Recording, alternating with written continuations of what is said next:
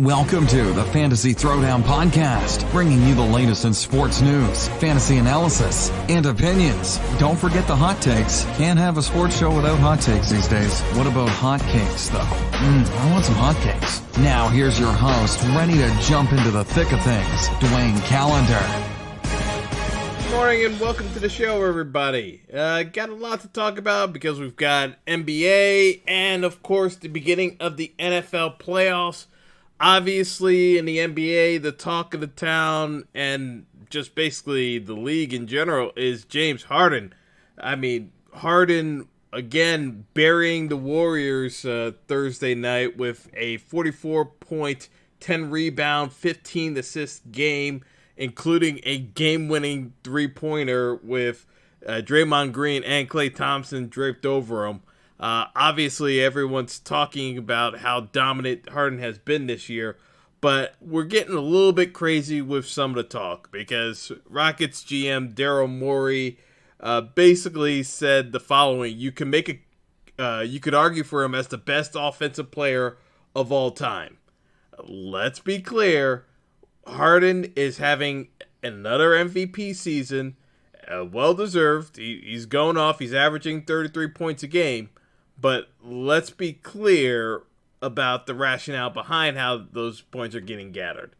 Harden is an expert at baiting teams into fouling him. He flops all the time, and he hooks people. I mean, it's not as though it's unwarranted because with the NBA rule changes that came into effect once David Stern got ticked off with the league product watching the Spurs and Pistons engage in a seven-game series that was a rock fight the entire way through over a decade ago. He made sure to get rid of hand checking and any other form of defense you could play in the league to make it a point guard driven league. And he's gotten the NBA got what they wanted. I mean, Harden, true to form, has actually perfected the science. I mean, you started seeing it with Steve Nash and AI, but like teams have started to figure out if you can't face guard someone, you can't put your hands on them, and they're constantly jumping into you, or in Harden's case, they also have prevented you from being able to prevent them from driving to the hoop, and also by giving them space, they could just do a step back 3-pointer right in your face, and there's nothing you can do about it. You know, at this point, Harden is actually, in fact, unguardable because you will foul out of more contests the more you try to challenge.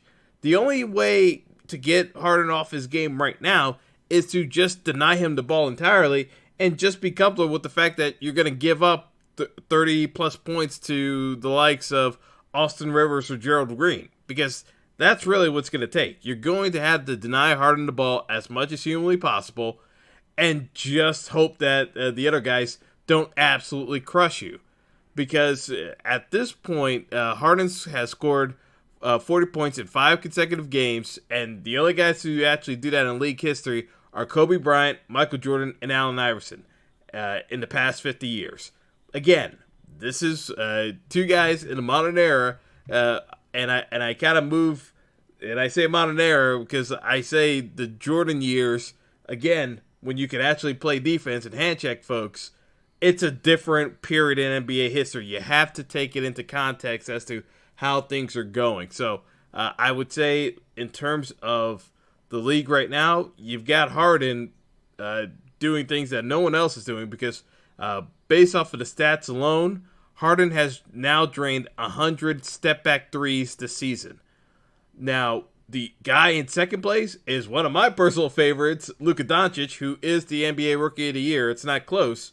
But Doncic is second, but with 28. I mean, again, Harden is just doing things that other guys in the league are not able to do. They don't have that kind of repertoire. So, you know, Harden says it's a lot of hard work, and you have to kind of believe him because, you know, he's kind of doing a similar motion of setting up his offense in ways that, you know, realistically you don't really see that much of because, and that's what makes it so hard to defend against because not a lot of guys have his kind of moveset. He kind of uses that old man game on you. But it is what it is.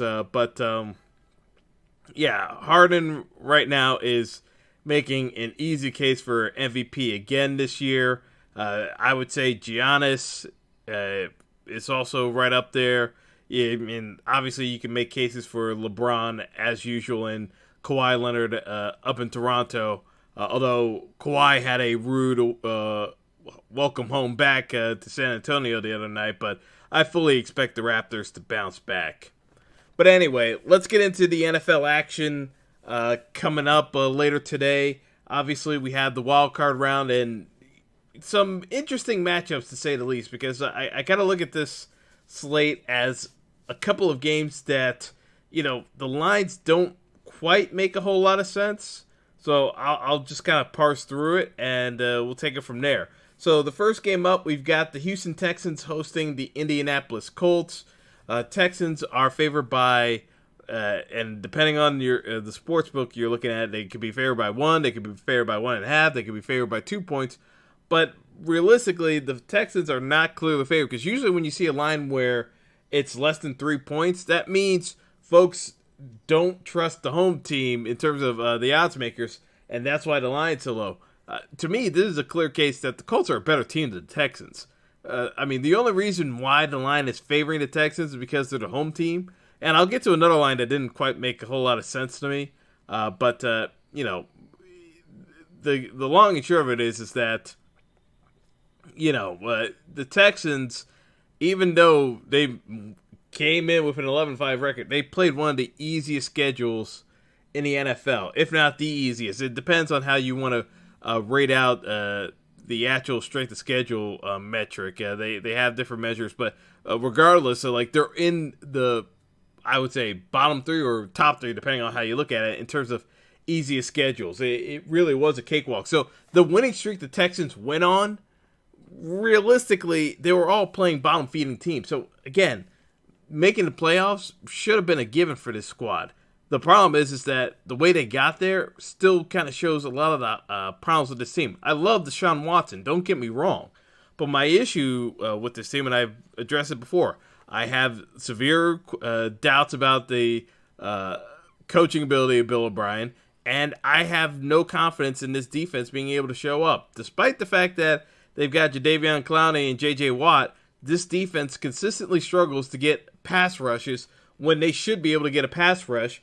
And the run stopping isn't really up to snuff as much as one would like. So I still think that there's a way for Marlon Mack on the Colts to actually have a pretty productive day today. I'm not entirely sold on the Texans, just from the standpoint of I think they can be hurt with screen games, and I think they can be hurt by the deep ball as well. And as I said, the run game, yes, it looks good in spots, but they've been gashed on the run at times this season too. So, there are numerous factors here, but I definitely would be taking the Colts here. But the one thing I will say about this game is that this should be the highest scoring game of the weekend. I'll be slightly surprised if it doesn't end up being the highest scoring game. It's got the highest point total at 48.5. I actually expect that total to be over. I do think between these two teams, they'll be able to air the ball out. And I have confidence in Deshaun Watson being able to find ways of getting DeAndre Hopkins the ball. In the NFL this season, Hopkins had over 115 catches and 0 drops. And yeah, maybe I just jinxed him, but the man just balled out the entire year. And I just think that we're going to see a show between him and T.Y. Hilton today. Hilton has torched the Texans in both matchups this year. I expect more of the same today. Realistically, the secondary is the weakest part of Houston's defense, and there's nothing about this game today that tells me that the Texans have figured out a way of stopping Andrew Luck. The Colts are going to throw the ball. We know this, and I do think between Marlon Mack and Naheem Hines, the Colts are going to find success with the running game as well. So I just think that the Colts are too balanced on offense, and that's what carries them through to the next round. Realistically, the NFL would be pushing for a Colts-Chiefs matchup just because, I mean, Andrew Luck versus Patty Ice, Patrick Mahomes. I mean, that sells TV right then and there. I mean, there's no getting around it. So, obviously, with the Colts being the 6th seed, they would play the Chiefs outright if they were to prevail today. And, you know, if the Texans win, then they're automatically locked into playing. They're automatically locked into playing the Patriots. So, should be an interesting matchup, and we'll see. We'll see how it goes today. But I'm curious to see how the Texans respond because, you know, as I said, they have been perennial pretenders for a number of years now. This is the 5th time in 8 years the Texans have played the Saturday Wildcard matchup, and each time the Texans find ways of looking even more pitiful than the last. And yes, I know there were quarterback injuries and different excuses you can label on it, but, you know, at a certain point, a team just has to step up and get it done. And that's really all I'm looking for here. I'm looking for the Texans to actually show me something that gives me a reason to believe in them. Moving things over to the nightcap, obviously we've got Seattle traveling to Dallas. The Cowboys are a 2-point favorite, which is surprising to me because, you know, again, we've seen this time after time. The Cowboys are a better home team than a road team. So, to me, I understand why folks have concerns about the Cowboys showing up for certain games, but not at home. At home, the Cowboys are actually a pretty well-balanced squad. The defense plays much better. The offense plays better. I look at this as a game where the Cowboys should have been a 3.5-point favorite. Just from a valuation standpoint, I would have to take the Cowboys in this spot. Not because I'm going to bash Seattle, but, you know, on the basis of both teams, you got run-heavy teams. Obviously, Seattle has the edge in the quarterback battle with outside throws. But you got two very good defenses. So I don't really see Seattle being able to generate enough offense to realistically give Dallas enough trouble down the stretch. Because the way you kind of beat the Cowboys is you kind of get them out of their element. So Seattle would have to force turnovers and be able to score points off of every turnover in order to put Dallas in a spot where they're going to abandon the run game. You know, to me, this is a straightforward game of Dallas is going to run the ball with Zeke. They're going to play action and try to take a couple of shots down the field with Amari Cooper. They're not going to waste time trying to do the intermediate passing game. So as much as some folks would say, you know, if they use Cole Beasley, I really don't think it's going to be that kind of game plan for Dallas. I think they're really going to just kind of concentrate on giving Zeke as many carries as possible and, you know, try to move the needle that way so they can open up some shots down the field against Seattle secondary, which is very good, but Shaquille Griffin has been beat throughout the season, so I think they're going to try to get some matchups with Amari Cooper against Griffin. So, you know, in terms of the matchup itself, it's a 43.5 line. And outside of the Colts-Texans game, I think the rest of these playoff games are going to go under. Typically, the scoring in playoff games drops off from the regular season. Usually you get like one crazy wild card game. But more often than not, it tends to be more balanced in terms of the over-under numbers. And I have to kind of lean towards that mindset. I just think between the amount of runs that Dallas and Seattle will carry out this evening, it's going to shorten the game up tremendously, and you're just not going to have enough possessions by both squads to put up 44 points or more. I just look at this as a game where Dallas ekes out a victory by a field goal, and again, with it being a -2 spread, I just think that the valuation just works out far better for Dallas. It's hard to kind of get off that line. Moving on to the Sunday matchups, we've got the Ravens playing the host to the Chargers, who are I mean, in terms of teams that got screwed by the NFL, the Chargers really should be the ones complaining, because you got the Chargers flying from the West Coast to play a 1 o'clock game Sunday in Baltimore. Why the Chargers are playing Sunday early afternoon when they could have just taken one of the Saturday night slots, your guess is as good as mine. I don't know how they set up the TV money. I mean, to me, Dallas would have made more sense as the primetime matchup on Sunday at 4 o'clock.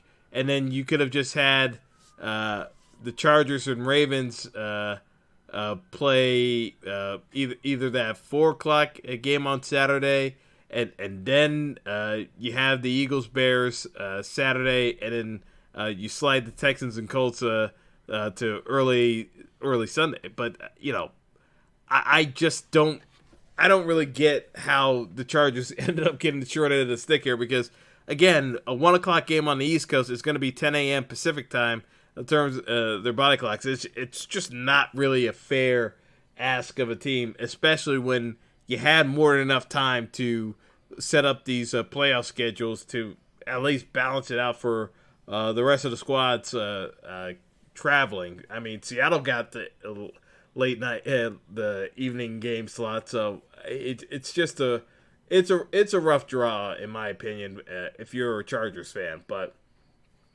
be that as it may, looking at the Chargers here, they are 3-point underdogs to the Ravens.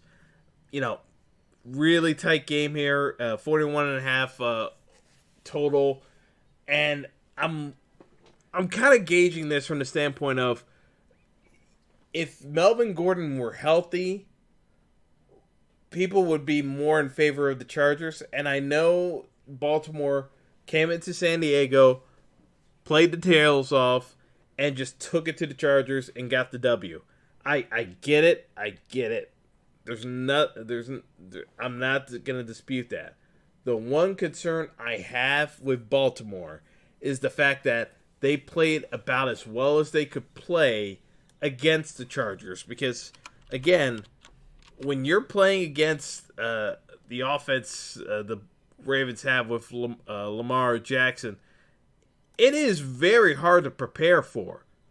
But the benefit that Baltimore has on most teams is that other teams haven't really seen it, and so they couldn't prepare for it. The Chargers have seen it already in the past month. So it takes away the element of surprise. So I look at that as a game where, the Chargers can find a way to steal this one and get the W, just from the standpoint of, I can see the Chargers defense being more ready to go to stop the Ravens rushing attack, because even in their first encounter, the Ravens were not able to rush for 200 yards against the Chargers, whereas they've been able to do that against every other squad this year. So again, I look at the matchup here, and I don't necessarily see as much of an advantage for the Ravens as other folks have done. And one of the other things that I would say about this is the fact that, if we're looking at the tail of the tape, it's still a bit of a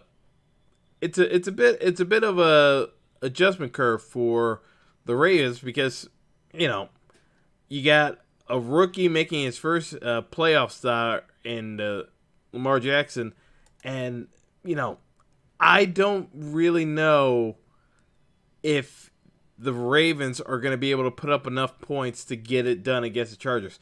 And believe me, I am well aware of Phillip Rivers choking in the postseason. You don't have to tell me twice about Rivers choking in the postseason and finding ways of losing out on golden opportunities in the playoffs. But the one thing I'll say here is that usually the big choke job that you see out of Rivers at times in the postseason happens later on, not in the wildcard round. So he usually has a solid wild card round. It's the subsequent matchups in the postseason that draw some concern. So I look at this as a game where I think the Chargers managed to eke it out. This screams more of a 20-17 kind of game to me, with the Chargers prevailing. I could end up being wrong, but I just look at this as a case where the Chargers find a way of getting it done, and the under hits on this one. And finally, we have the matchup that not many people were expecting a couple of weeks ago. But it's the Bears hosting the defending Super Bowl champion Philadelphia Eagles. The Eagles have been an absolute mess this season, with Carson Wentz in and out of the lineup with injury. You got Nick Foles, who couldn't move the ball down the field to save his life to begin the year. All of a sudden has turned the light switch on and has been somewhat passable at least. Nick Foles is still an average at best QB in my opinion, and he can only play one system in terms of getting the ball out of his hands and vertically down the field. He can't do any other NFL systems. But for the purposes of this matchup, we have to consider the fact that every single wide receiver on the Bears is dealing with some type of injury. And we may have Allen Robinson cleared to go. We may have Taylor Gabriel cleared to go. But Anthony Miller's banged up. You've got a bunch of injuries among the wide receivers for the Bears.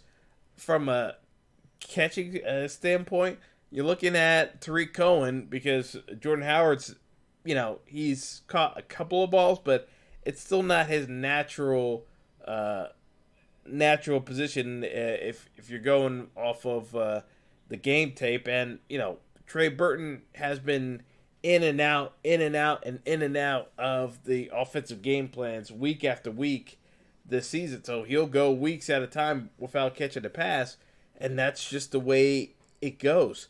Now, I look at this game as a case where Philly should lose this game, but I don't see enough out of the Bears where they're absolutely planning on taking this matchup and rolling on into the postseason.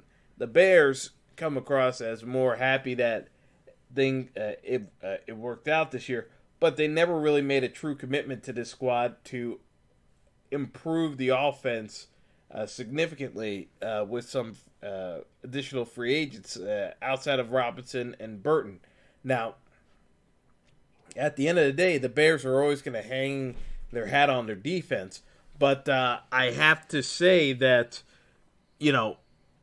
I really do see the Bears struggling to put up a ton of points against Philly. So this is the kind of matchup where, again, I would not be surprised if this was a 20-17 game.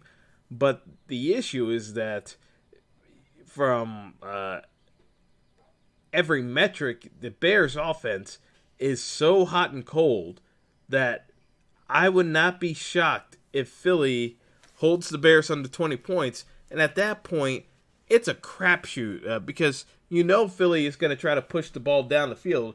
You don't know if they're going to get penalty calls, and that's always the mix. So, again, I would say look to see how the referees are calling pass interference tomorrow, because that's going to play a big role as to how the Bears are able to play their defense. So if it's getting called tight, you definitely could see some concerns on the Bears sideline as to what they should be doing next. Because, again, I've seen Matt Nagy cost the Bears multiple games this year for decisions that were head-scratchers. But on the whole, folks are happy because the Bears have been winning games this year.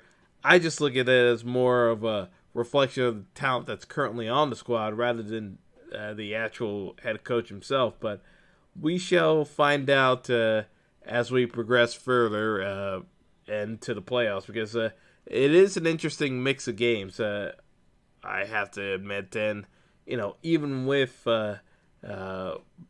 making making a case for these teams, I could say that there is a path for them to each reach the Super Bowl. It gets difficult at times, but I do feel as though you should have some competitive games throughout the playoffs this weekend. So we'll see how the games go today and also tomorrow. So in terms of the DFS lineups, let's get into those quickly. With it being a 4-game slate, it's really hard to kind of mess around with the lineup. So you got to have a kind of clear picture in your mind as to how you want to go with certain routes, because it is extremely limited given the player pool size this weekend. So on both DraftKings and FanDuel, I think the number one play at QB this weekend is Andrew Luck. I can't really find another excuse not to play him. He's 8,400 on FanDuel, 6,400 on DraftKings.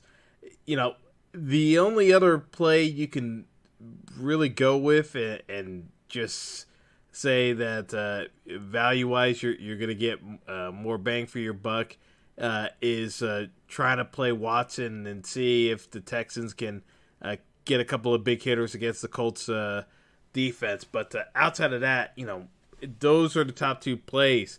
The other guys, I'll probably play a few lineups with Trubisky, but those are just more differential shots just to separate myself from a pack based off of the core build that I have in mind.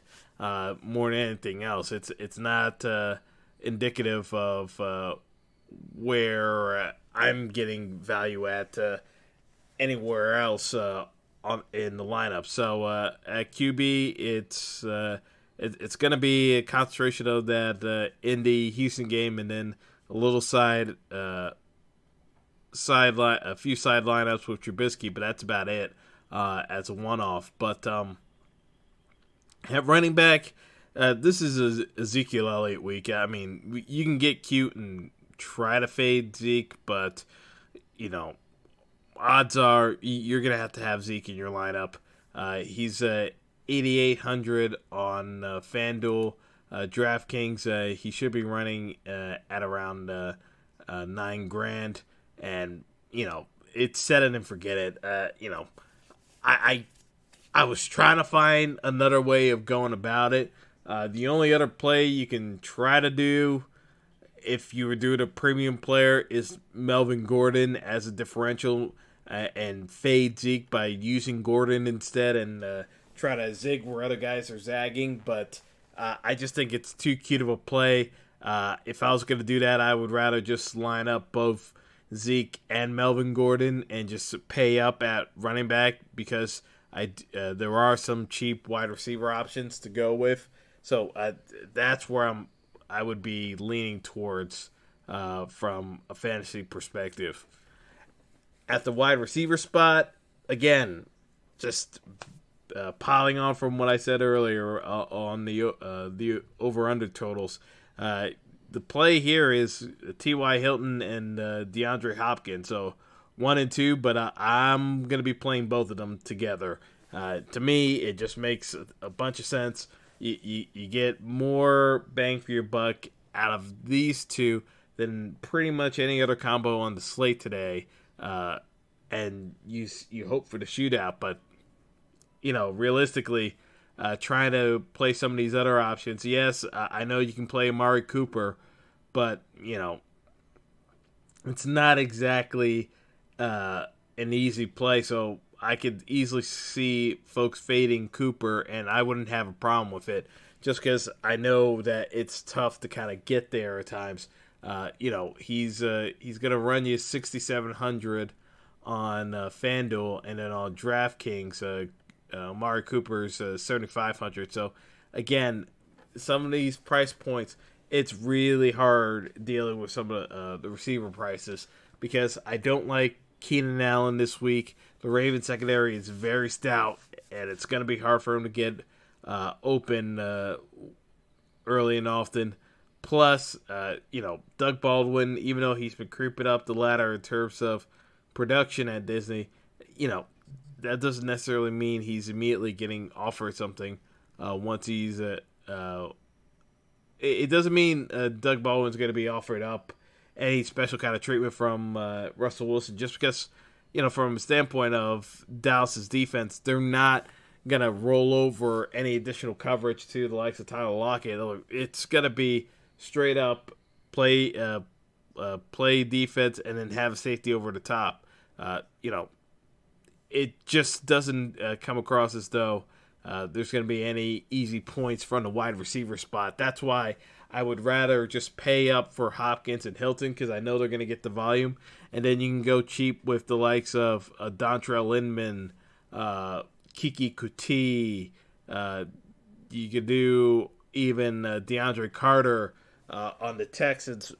But you're going to have to find money somewhere. And I just think that the best spot to do it is at the wide receiver position, just because there are so many options there that are going to be putting up points but are near min pricing to make these builds work. And then obviously at the end, you could say what you want about tight end. It's just been an absolute mess this year and will continue to be so. I would just say, play Zach Ertz and hope for the best, because there's not a whole lot else left. Yes, you can do a dart throw on the likes of Blake Jarwin, or Trey Burton. Ebron's going to be a popular play, but I just feel as though if you're paying up for Colts receiver, it's got to be T.Y. Hilton, not Ebron. But times can change and folks can change their mind. So that's a recommendation I would give you. Now, in terms of defenses, I like both the Colts defense and the Philly defense. Why? Because from a pricing standpoint, they're both extremely cheap. The Colts are min pricing on FanDuel and Yahoo, and I love their pricing just from the standpoint of it's a case where Deshaun Watson is playing behind the worst offensive line in the NFL this year, and they just concede a boatload of sacks, at least 2 sacks a game they've allowed, and it's tough gaining credibility with a rep that is it's just more. It's just when you deal with an offensive line that bad in that type of reputation, they're going to give up sacks or holding penalties. So I just look at it as a case where, there's not a whole lot of downside to playing the Colts defense this weekend, and it gives you a little bit more salary to work around with and bringing some folks in. So we'll see how that plays out as well this year. But it's definitely coming to a head here with some of these matchups, because I really feel as though in terms of these DFS tournaments, it's going to be a case where it's a split pot. I'm struggling to think of how someone's going to have a unique enough lineup unless they just play 150 lineups and just do slight enough deviations between them to hit the jackpot on one of these plays with a random player getting a touchdown. But that's the way I kind of look at the slate, and you already heard my pick, so we'll see how things pan out. But enjoy the games today, everyone, and have a good one.